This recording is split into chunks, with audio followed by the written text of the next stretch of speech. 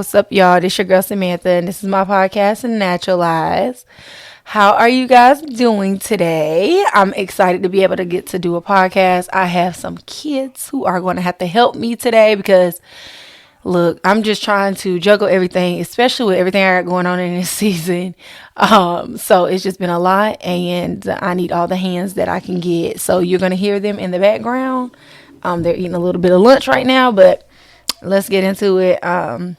I wanted to get up here and just, come and talk about some things that I've been dealing with, but also talk about some things that I'm trying to overcome in this season, because I was talking to my homegirl, Kayla, a couple of days ago, and she's actually reading Sarah Jake's book, Power Moves. And so she was reading something out of there, which was basically insinuating, what if you're not waiting on God? What if God is waiting on you? Like, you're in your own way kind of thing. And so I wanted to get up here because I was like, dang, that blessed me. That blessed me because it's not necessarily that I'm in my own way. Well, I am in my own way. Let me say this. It's not necessarily that we've been sitting here wasting time, right? Because we can sit here and think, oh my God, whole time we've been thinking God gonna do this or God gonna do that. Whole time God was waiting on us. So, oh my God, we've been wasting time. That's not how it is. Because I was telling her how when God give you that revelation of what it is that he needs you to get, when you realize God's timing is perfect, you're never behind time. He's always on time. So when you get it, you are right at the pivot point for him to be able to give it to you. So the enemy wants us to think that because, oh my God, we just had this epiphany and this revelation that, oh my gosh, God wasn't even waiting on us. He was waiting. We wasn't waiting on God. He was waiting on us. We've been wasting time, when in actuality, that's not true, because God gives you things when he knows you can handle it. And so at this point in the stage that we are at right now in this season, God has revealed to us that, in this part, it's you. Like, the remainder of the year, you got to get out your own way. And so I wanted to get up here because I always talk about how I deal with self-doubt and how it has come into my life since I was a child. Like, I didn't have a good mom, and, I wasn't her favorite. I wasn't someone she saw about, I was kind of just always, dispersed amongst family members or whatever the case may be. And so ultimately I lacked love that I was deserving of. And so it has caused a lot of self-doubt, even in my adulthood. Like, yes, I've dealt with the trauma. Yes, I've healed from those things. However, that is still a gateway where the enemy desires to come in and remind me of, hey, you struggle with self-doubt, And like I said in the last podcast, the enemy does not use strong places. Like, he does not use things that he knows will not work. So if you have a strong area that you've mastered, that you can, nobody can't bend or break you in that area, the enemy's not going to use that. He's going to go for your weaknesses. So he's going to find a target area where you don't feel confident in yourself about that thing. So he's going to come in and try to remind you of something, to help push that narrative that, you're trying to beat back onto you. And so self-doubt is something that I've healed from. It is something that, I've realized came in when I was a child and all these things. However, it is something I still deal with. I've healed from it, but I still deal with it. And a lot of people think that healing comes to this point where it just stops. That's not how it works. Healing is saying, I no longer allow this thing to control my life. I realize that it has caused some sort of turmoil in my life, and it stops here. I got to the root of it. I've done the work to realize that it's a problem. And I've also developed strategies with God to help me in instances where the enemy tries to use that as a tool to get into my life and to remind me of things I already know I struggle with. And I say that because healing is not like a end all be all. You don't just heal and then it's over, because the enemy knows that that's a target area for you. So you're going to come in some seasons where he's going to try to remind you of that thing. And so now you have a trigger. You're going to be dealing with something that's called a trigger where, hey, it's reminding me of something I dealt with when I was going through this. For instance, I'll use it for me. Like, I could say my anger, because my anger was really bad when, before I got saved. It was really bad. I was just like an eye for an eye, tooth for a tooth. You go down, I'm going with you. Like, we can take it there. Like, that's who I was. And so now I've healed from that. I don't do that anymore. And I'm not angry anymore. So when the enemy gets me to these seasons where I'm dealing with difficult people who have not yet done the healing that they need to do, he uses them to try to get to me. And I always say, when the enemy cannot get to you directly, he will use any and everything he can to get to you in some form or fashion, because he knows you're going to be affected in some kind of way. So he might not use me. He might can't get to me, but he might use my children. He might use my husband. He might use a friend. He might use anybody, because he knows those people mean something to me. So if he can use them to get to me, ultimately it's still going to affect me, even if he didn't hit me directly. He did it through another way. So he'll try to use those areas, and then you got a trigger. So I could be talking to my husband and he say something off the wall, and I'd be like looking at him like, I don't know who you're talking to like that. In my head I'm thinking like, hold on. But see, I've been so conditioned and trained to where God has really done a work in me to where now I don't speak off of emotions. I give it a minute. I hear everything you say, and I'm going to need a minute, because I don't want to respond back off of emotions. I want to actually mean what I say and say what I mean. So I'm going to give you a minute. And I love that for me, because that's when the enemy desires for you to start spilling out how you used to be. And then that gives him insight to know, oh, she ain't out like she say she is. So when let's say my husband, he get angry or whatever the case may be, and he starts doing these things and he starts saying this stuff, now I could have the option to get angry again. But instead of that, I'm like, oh, I'm being triggered right now. That's taking me back to a place where somebody else in my past talked to me like that. And however, I'm not going to choose to respond the way I would have responded back then, because I have now developed some strategies that God has taught me to help me deal with these triggers, so that I do not mishandle what God is doing in this moment, because God is developing my character. He is transitioning me from who I was into who I am becoming. And so I cannot do what I used to do. God is no longer doing those things. The old has passed away. He's doing a new thing. And so I have to remember those triggers when I'm getting triggered. I'm like, oh my gosh, I'm being triggered. But however, take a minute, let it digest and let it process, and then respond, because you don't want to act on emotions, which is what I used to do. I want to act as I am now, because I'm no longer that girl.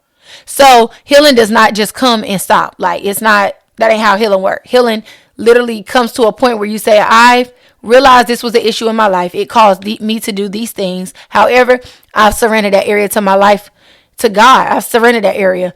And so God has now worked with me to develop strategies to help me when I will face these triggers that are to come in the seasons moving ahead, because I know that's a weakness for me. So therefore, I know the enemy is going to use that as a target area. That's why you got to be familiar with your trauma and trigger, because if not, the enemy's going to get you anyway, form of fashion.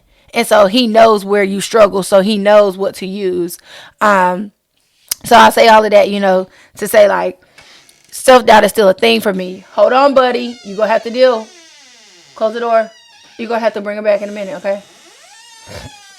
Self-doubt is still a thing for me. It does not rule me, and it does not run me like it used to.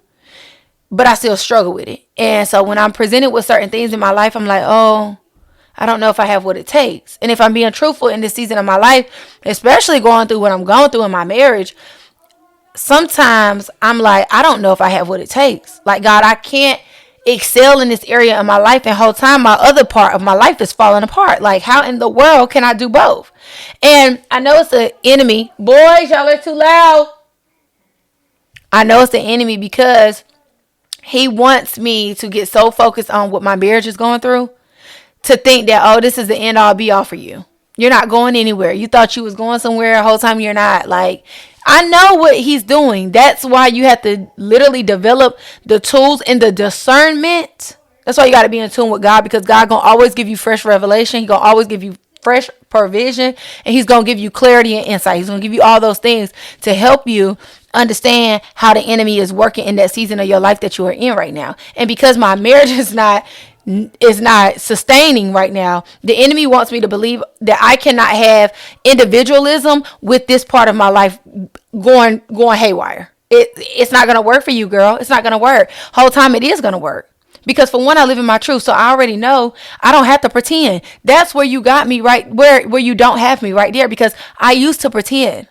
When I was with the kid's dad, dating him for all those years, I pretended to be happy when I was really miserable, because I just didn't want people to believe that, I didn't want people to know that I was living this life out loud, but secretly going through what I was going through behind closed doors. I wanted to look like I had it all together. Whole time I was drowning, because if you know anything, if you pretended before in your life, you know pretending is hard. It's literally like telling one lie and having to remember the first lie you told. And now you 30,000 lies in. It's literally like that, because who wants to get up every single day and pretend to be living a life that they are not living? It's exhausting. So the enemy don't have me there no more, because I talk about my marriage problems. All my close friends know what I'm going through, and I love that for me, because I'm not suffering in silence like I did when I was with the kid's dad. I'm not allowing myself to believe that people, because this is from God, that it was supposed to be this way or that way. No, it's from God. I heard God correctly and all this and all that. And I just know that it's producing something, even if it's not going to produce what I thought it was going to produce. It's producing something. And I love that for me, because I know how close and in tune I am with God. Like, I'm not lukewarm. I'm not taking no breaks. I'm all gas. Like, have been since being saved almost 3 years ago. And so the enemy don't like that part, because he knows I used to be a pretender. So he's like, oh, well, maybe if her marriage keeps falling, keeps trickling down, because that's what it's doing, she's not going to talk about that. She's not going to do that. Yes, I am. Yes, I am, because there's so many other people that's dealing with it. And my instructions from God was to show people what a process looks like, which means it's to reveal the untold truths that come with being a Christian and this walk with Christ that Christians do not talk about. Things they refrain from talking about.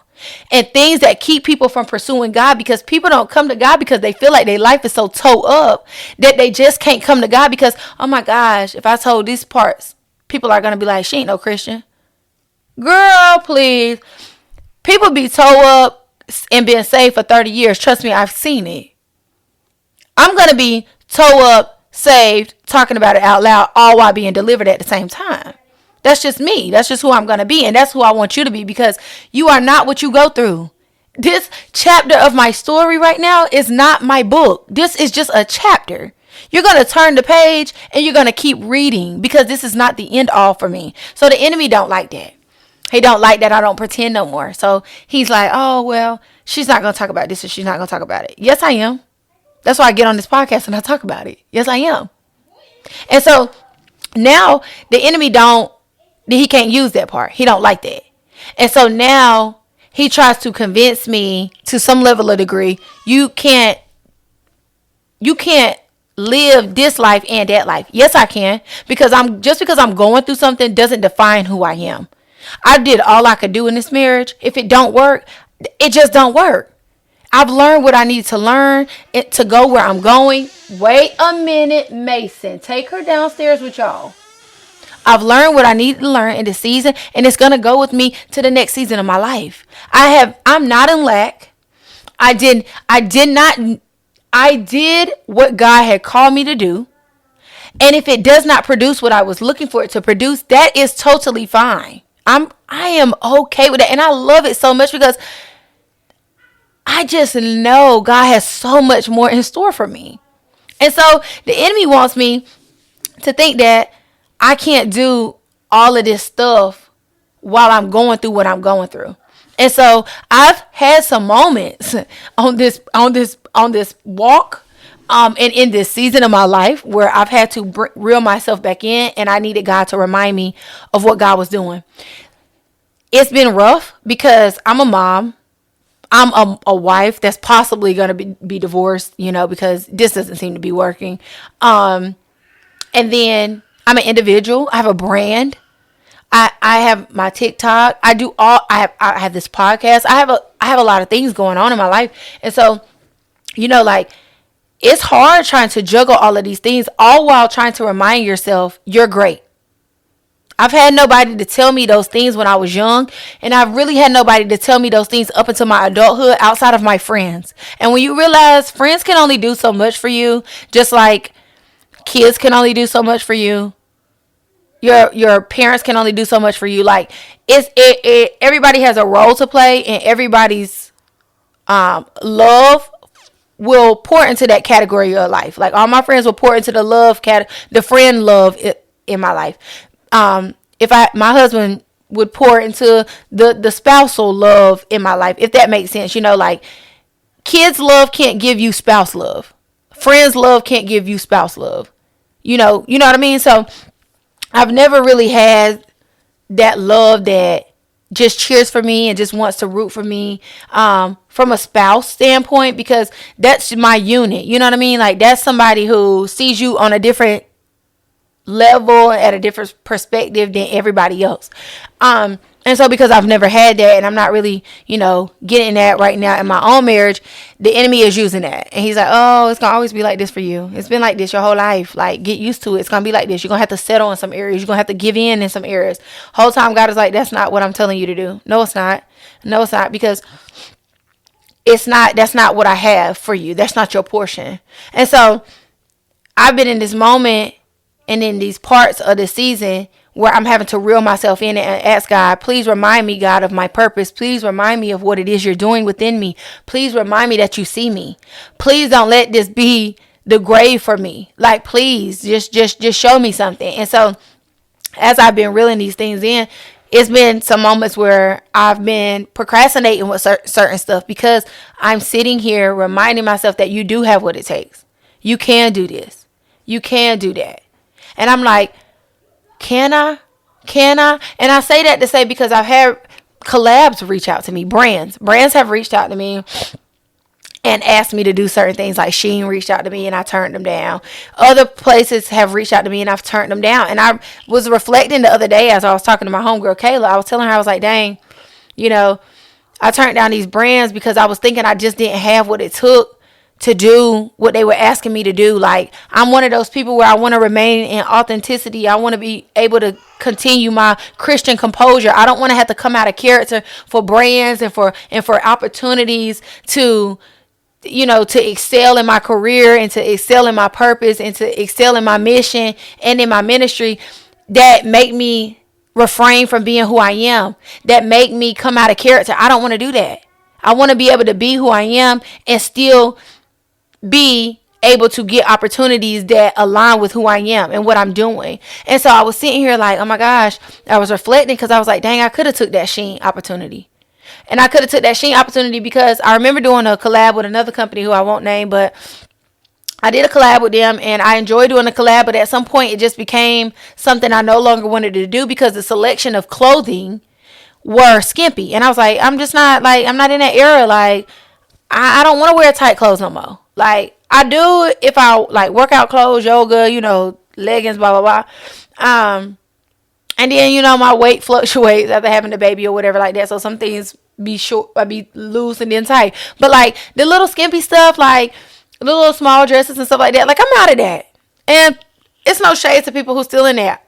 I'm just out of that. Like, I'm not about to get 5 kids ready and then put on this. Like, I don't want to do that. And then not even just that, but it just does not make me feel who I am in this season of my life. Like, that's not me.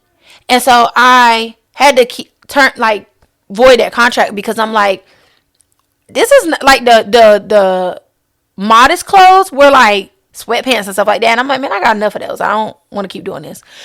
But the cute clothes were like skimpy. And I'm like, I don't want to do that. Like, it's making me come out of my character to be in this contract, and I'm just not cool with that. Like, I'm not. So I was sitting there thinking like, well, dang, I could have took Shein. And I was telling my homegirl, I was like, I could have took the Shein collab, because I could have shown people who are like me, who are coming out of that season of their life where maybe they've been a mom their whole life, where that was your number one priority and all these and all that, and now you've mastered it to the point where I have that under control. So now I want to gain back into focusing, on myself. I want to get back over here to where I am, who I am, what I like, what I want to do, and all these type things. And so that might come with a wardrobe change. You know what I mean? Like, you might not want to wear sweatpants and your hair tied back with a sweatshirt on. You might want to wear something nice that makes you feel beautiful, that makes you feel wholesome, that makes you feel like you can still be that girl. You know what I mean? And you're transitioning from what you used to wear to what you want to try to wear now. I could have did that. I was like, man, because I know Shein would have gave me the option, to choose other things that aligned with who I am and what I like to wear. But I was at the time just thinking I didn't have what it took because of my experience with the other clothing company, but not just that, but because I just don't got what it takes. I don't produce fashion content. My followers don't know me like on that spectrum of the fashion side. Mason, go downstairs with her. I'm coming. Y'all, he is just okay, well, go downstairs with her. He's a big help. I'm so thankful for Mason. For real. Like, y'all have no idea. But like I was just thinking like I just didn't have what it take because, my following is Christian and blah blah blah blah blah. And so I psyched myself out of that opportunity that I had. But like I was telling my homegirl the other day, I don't want to get so festered up in, oh my gosh, because as I was reflecting, I was like, oh my gosh, I turned down a lot of brands. Because I just didn't think I had what it took, because I just didn't know. You know what I mean? Like, self-doubt is a thing, and it don't discriminate. It don't just work in one area. It works in all areas. And so, but I was telling my homegirl, the goodness of God is knowing that you could have turned down something in your past because you just didn't know. You didn't have the revelation. You didn't have the knowledge. You didn't have the insight to believe or to know that you could really do the thing that you were presented with at the time. So you turned it down. The goodness of God is knowing that God spin the block. And I don't know who need to hear that, but let me tell you something. God will spin the block, okay? The things that you missed out on in the past that the enemy try to remind you that, oh, you fumbled that. You ain't gonna never get that back. You messed that up. Yeah, that ain't never coming back around. Those are lies. Those are lies. We serve a God that spins the block, baby. What you didn't get back then, or what you mismanaged back then, when he develops your character to know that you can maintain the things that it is he's trying to give you, he gonna run it back. And he gonna run it back with some more. So I'm not even worried about the collabs and the brands that I've turned down in the past that I've turned down because I didn't think I had what it takes, because God is gonna allow those brands to spin the block again. Period. And that's what he's gonna do. And so, I was just telling myself this week, like, you got to do it. You got to push yourself past your own limitations, because if you don't push yourself past your own limitations, you'll never see what it is that God has in store for you, because we be setting our limits here and God be like, I'm way up here. If this is your threshold, you will never reach the things that I have for you up here, because you stop here. And so I'm working with my self-doubt to know that I have what it takes. And I was journaling this morning telling God, like, I have what it takes. And I have some collabs that I just recently did with some amazing companies. One that I'm going to talk about in this podcast. But I struggled making the content. I struggled. I was like, man, I don't got what it takes. I can't make this align with what I'm doing on my platform. I just don't know how to connect the dots. So I was asking God, praying, God, give me something. Give me something. And literally that Shein revelation was something that God gave me. Where I was like, oh, you could have just did a transition from how you used to dress to, like, coming out of that mom era. Now you redefining who you are, what that looks like. You could have used it as an opportunity. So the good thing is, I was like, if I could do that, I could do this and this. And I said, you know what? Because the collab, the company reached out that I'm going to talk about in this video. They reached out to me and they were like, are you struggling, like, making the content? We can help you, blah, blah, blah, blah, blah. And I was just telling God, I was like, God, honestly, I'm struggling. I don't know if I got what it takes. Like, I want to work with this brand so bad, but I don't know if I got what it takes. And I was like, you know what? God just gave it to me. He was like, tell them what you're telling me. Be authentic about it. Be yourself. Like, that's what I'm using you for, to show people what a process looks like. So you might not think you have what it takes, but you have what it takes. This brand reached out to me because they believe I have what it took. And I do. I just got to get out of my own way and allow myself to excel in that area that God is calling me to excel in, so that I can experience God the way he wants me to experience him. And so I can obtain the opportunities that he's presenting to me. So I was like, you know what? I'm going to do it. Stop. You gotta give me a minute. I'm gonna do it. I'm gonna work hard. I'm gonna just be honest and gonna tell people. Like, I struggle with self-doubt, so sometimes I be thinking I don't have what it takes. Whole time I know I got what it takes. And sometimes I be saying, God, like, I just want to work with a brand that's going to understand that, there are certain boundaries I have that I just don't want to let down. And my homegirl was reminding me, Mason, please. Thank you. Go back downstairs. Now. We'll hold her. And I was just telling God, like, I have these, boundaries and things that I'm that I don't want to let down because it's just who I am and it's just not an area I'm willing to bend in. And my homegirl was like, and it's gonna be brands who can represent, can respect that and still want you to represent them. And because, I was just saying, like, God, I'm not trying to not do these things. It's just certain things that I just don't allow, God. And one thing being, I don't want to show my baby. If you know me, it's not for no, who is she to hide her baby, blah, blah, blah. I'm a human being. And the thing about me too is how I mother. First of all, I didn't have a good mom. How I mother works amazing for me. Amazing. I love the way I mother my children. I love the privacy that we have when it comes to me being a mother. I love that for me. Love it. My son goes to school literally every day. And somebody's like, oh, I seen your mom on TikTok. I seen this, I seen that. I'm so thankful for that because my content is Christian. God, thank you for that. I'm glad it's nothing wow that would be like, oh my God, I saw your mom on, TikTok. I'm thankful for that. And I love that so much. But I also know that I have a form of privacy that I want to maintain for my children who are young. My oldest he's almost 15. He can handle that. He's good. He enjoys that. He loves telling his mom people about his mom and having a TikTok following of 52,000. Like he love that.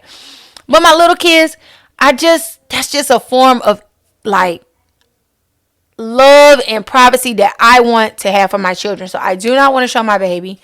I did that with all my other children. I didn't even tell people I was pregnant. The only time I ever told people I was pregnant was with my first 2 children. The rest were secrets. And it wasn't secrets. It was just not the public's business. Everybody that knew. You know what I mean? So it's just certain things in my life that I'm just not bending on, which is showing my baby. And I just don't want to do that because for one, people are sick in this world. And for two, that's just an area of my life that I would love to remain private until it comes time to where I'm ready to reveal that side of me. But I'm not. And so I was telling God, like, God, I just got to trust and believe that there's going to be brands out here that represent that is okay with that is, allows me to be truthful in that area. And I want you to know that there's going to be people who will work with you with the things that matter to you. We don't have to settle. That is your portion. God literally says, I will give you the desires of your heart when you are in me. I am in God. God knows that that's something that matters to me. And so it's something that he's going to do for me. And that's why I'm so thankful to get this collab and I'm happy that I get to talk about it up here and that I'm going to share it on TikTok because sometimes we think we have to come out of our character to get these things that God is trying to give us. And he's like, you don't have to do that. That's not what I'm asking you to do. And so I've dealt with this self-doubt where I'm having to reassure myself of, you got this. You can do this. People are going to want to still work with you. You're authentic. People love that, And so I love that so much. And I'm just in this area of my life where right now I'm just trying to believe that God is going to do a new thing even after what I'm going through in my marriage. And I was telling my homegirl the other day that I'm past that point in my life where I want God to send a financial blessing to come and get me out of something. I don't want to pray for a financial miracle. I don't want to pray for a financial miracle that's going to come and uproot me from where I am right now. And I made a TikTok talking about it because I said there's a lot of times where we'll pray for a financial miracle or breakthrough with our finances because we know that if we get that financial breakthrough, it will uproot us for some of the things God is allowing us to feel in this season. So we'll be like, God, send us some money. I need some money. I need to do this. And so you'll get that money and then you'll be somewhere other than where God has called you to be because it takes your mind. The money allows you to go through things that takes your mind off of what God wants you to feel and focus on. And I was just saying to my friend, like, girl, I'm past that point of wanting a financial miracle to come and get me out of these seasons that I'm in. No, I want God to come and get me himself. The way God went and got Peter, he sent the angel for Peter in Acts 12 when Peter was thrown in prison, and in the middle of the night he sent an angel to like like kicked Peter in his side and was like, get up, let's go. And literally walked past the guards and all that type stuff and got out in the middle of the night miraculously. Like, I want that kind of, that's where I'm at. That's the miracle I want. I don't want finances to be the sole thing that I'm focused on, because as I say in almost every episode, I pay my tithes and my offering faithfully.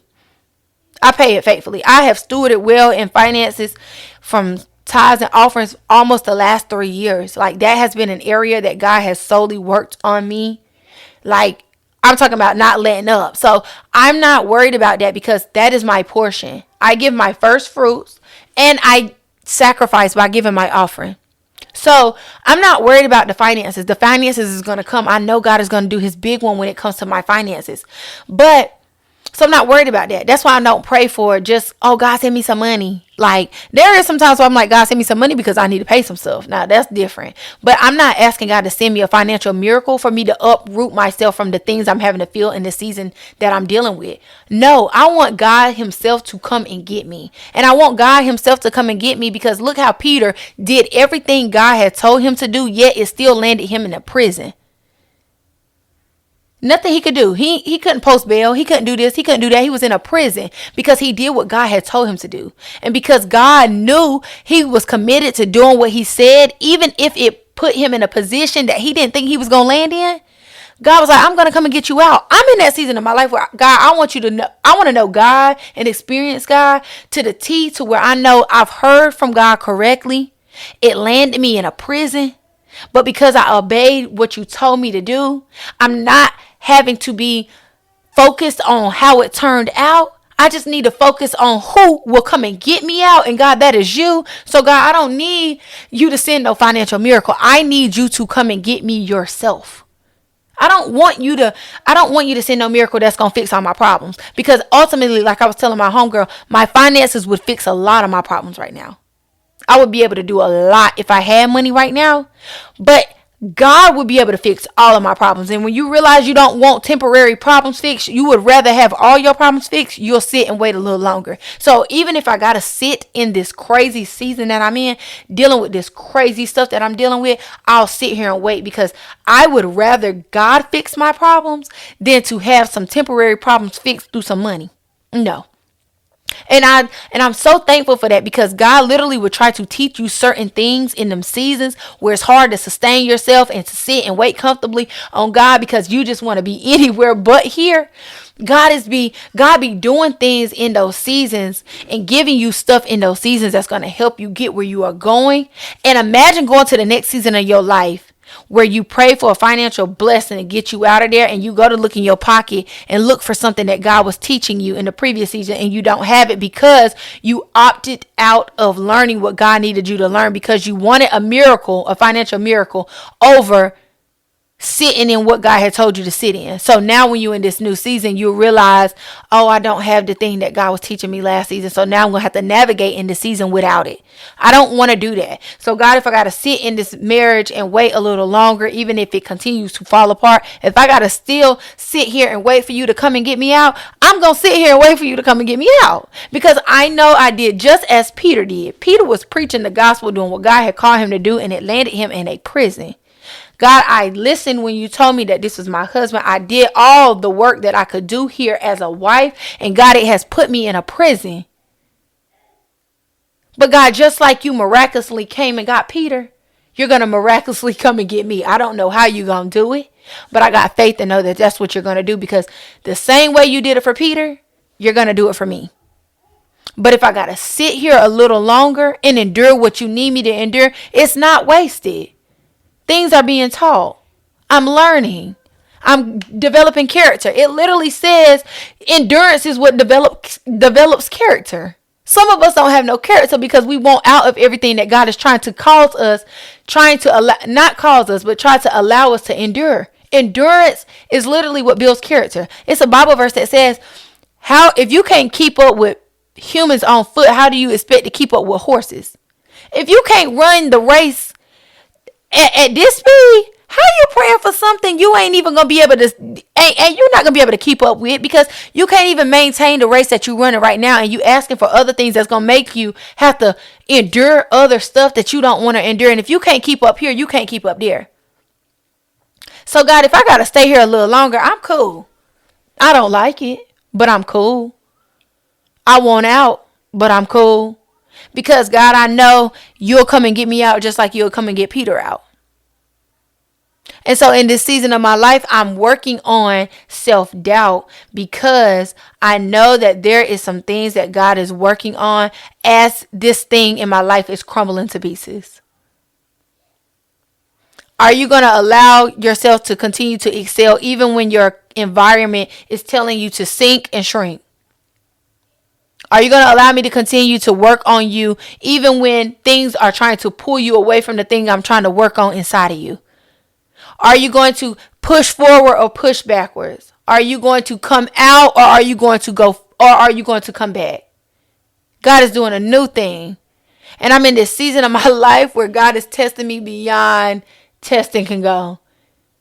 It's literally so many things and so many instances where I could have reverted to the old me, but because I know these are tests, and not just that, but because I know I function better as the person I am today, I no longer have the desire to do the things that I used to do. I no longer have the desire to respond the way I used to respond. And I love that for me, because that is a new thing. I'm a new creation. And because of those things that I have learned and God has instilled in me and I have allowed to maintain in me, God is going to use it to glorify his name. And he's going to allow that character to go to positions that character will be needed in those positions. Meaning I'm going to go some places where that character that I've developed in this season is going to be necessary for me to be able to maintain that position that I'm going to. You can't be in positions and your heart posture is horrible. You can't be in positions and your heart is not ready. And a lot of us got to understand that. That's why a lot of us are not where we desire to be in this life. And it's not because you're not ready. It's because you don't have the characteristic traits, and you don't have the character, and you don't have, the ability and the heart posture to maintain the positions that you're praying for. So it's not that you can't go. It's not that you can't do it. It's just you can't go until your heart is ready. Your heart is how you truly feel. Your heart is how you operate. Your heart is how you treat people. You can smile all day, but if your heart say, oh, they get on my nerves, that's what your heart feels. And when you realize that God is not a God of just external, he's internal. So sometimes we just see external, but God sees internal. And so that's why we don't excel in these places and in these positions, because it's not that you externally put on a good show. Internally, you're broken and you're hateful. You're not ready. And so you be like, well, God, I got all these degrees and I did all this and I did all these trainings. Your heart is still hardened. Your heart won't treat God's people the way it needs to treat God's people. And so I'm not going to allow you to get in that position, because when you realize hurt people, and you bleed onto people, God is not going to put you in those positions because your heart is not ready. And so in this season of my life, God is allowing me to remember it's your heart that takes you to the next level. So when people are hateful to you or mean to you or spiteful to you, what will your heart say in return to the people who choose to do those things? Because that's their heart. God is developing my character. And so I'll sit here and wait if that's what God wants me to do. I don't want a financial miracle to come and get me out. I want to know that anytime I do anything, whether it be myself or whether it be because I heard God, that God will send an army to come and rescue me. I don't want something a quick fix. I don't want something temporary that's going to fix some of my problems. I want God that's going to fix all of my problems. So God, I want to know that I heard from you correctly. It landed me somewhere that I didn't think it was going to land me, and that you're going to come and get me out of here. Once I see God at that level, I know for a fact. I already know, but I know for a fact once I experience God in this season of my life, I know for a fact you will never be able to tell me that there is no way, form, or fashion you can never overcome anything you're faced with. Yes, you can. Because sometimes we think that, we are somewhere because we landed ourselves there. Sometimes you're going to be in some places and in some crazy situations where God allowed you to land there because he needed you to see some things. He needed you to see how some people act so that you don't be like those people. He needed you to see where there is lack in some areas so that you could provide that lack when you get where you're going. It's just some places that God needs for you to visit so that he could teach you some things that you would have never known had you never been there. But even when you land yourself there, or if God lands yourself there, if you have enough faith to believe that God will come and get you out, he will come and get you out. And so that's where I'm at in this part of my journey right now and in this season of my life. I'm not looking for a financial miracle. I'm looking for God to come and get me out the way he did for Peter. And so I'm in this season. Yeah, hold on. Hi, Mama. Hey, nasty nose. Okay, I'm coming. I got like 5 more minutes, okay? And so I'm just thankful, like I'm thankful to know that that's where I am right now, because it takes a lot of maturity. It takes a lot of growth. It takes a lot of faith to be in a situation where you could pray for God to fix your finances, or you could ask God to come and get for God to come and get. You can pray for God to come and get you himself. Sorry. And I'm as I'm just thinking here, because it just came to me. You remember when Lazarus died and Mary Martha, I think it was Mary Martha. They were like, Jesus, you need to come. Lazarus sick. He's sick. He's dying. He's dying. And Jesus was like, okay, I'm coming. And he didn't come right then. He waited. I think if I'm not mistaken, I think he waited 3 days. I think so. He waited 3 days, I think. But Lazarus was already dead when he came. And when he got there, he was like, Mary Martha. I want to say it's Mary Martha. Correct me if I'm wrong. They were like, if you would have came sooner, my brother wouldn't be dead. He wouldn't have been dead. You know. And so, Jesus just cool. They crying and they sobbing, and Jesus like, yeah, okay. So Jesus calls Lazarus he said, Lazarus, get up and come out, and Lazarus gets up and comes out. It's just like that. You're going to be in some seasons in your life where, God, if you would have came sooner, I wouldn't have died here. But when you realize God has the power to restore you and to bring you back to life, you don't mind waiting, even if it feels like you're dying. You don't mind waiting, because I know God's not going to let me die here the same way he didn't let Lazarus die there. Lazarus died there, but he didn't die there. He died there, but he didn't die there. He died for a period of time, but God brought him back to life. So that was not the end of his story. Some seasons of your life gonna feel like you're dying. It's gonna be like, God, if you don't come right now, I just don't know how much longer I'm gonna be able to be alive. I don't know how much longer I'm going to be able to sustain. But when you know the God you serve is the God that can raise the dead back to life, you don't mind waiting, because God, I'll wait here because I know you have the power to restore me. I know you'll bring me back to life. Even if I'm in a situation that makes me feel like I'm dying every single day, you had the power to restore me the same way you did for Lazarus. I just got that revelation as I was sitting here thinking about it. So when you're going to be in some seasons where you're dying, where it feels like you're dying, and it feels like, God, you need to come right now. It's an emergency. It's urgent. And when you get here, when God gets there, you're going to say, if you would have came sooner, I wouldn't be this angry. If you would have came sooner, I wouldn't be this bitter. If you would have came sooner, I wouldn't be this broke. If you would have came sooner, I wouldn't be in this situation that I'm in. And God is like, I could snap my fingers and you'll be out of that. You'll wait a little different when you know that the things that the enemy try to convince you is going to take you out really ain't going to take you out, because you serve a God that will restore time. Anything you need restored, you don't mind waiting. So I don't mind waiting in this season, even if it takes God a few days past the point that I need him to come, because I know he has the power to restore me. So I love that. And I love that for you. So I was just wanting to touch bases about some of the things that I was going through in this season. And before I go, I wanted to get up here and mention the collab that I had got, which was an amazing opportunity. And I'm so thankful for it. It's really been inspiring, because everybody knows I enjoy being a mom and I love being a mom. And it's one of the, if not the most important thing outside of God in my life, like literally.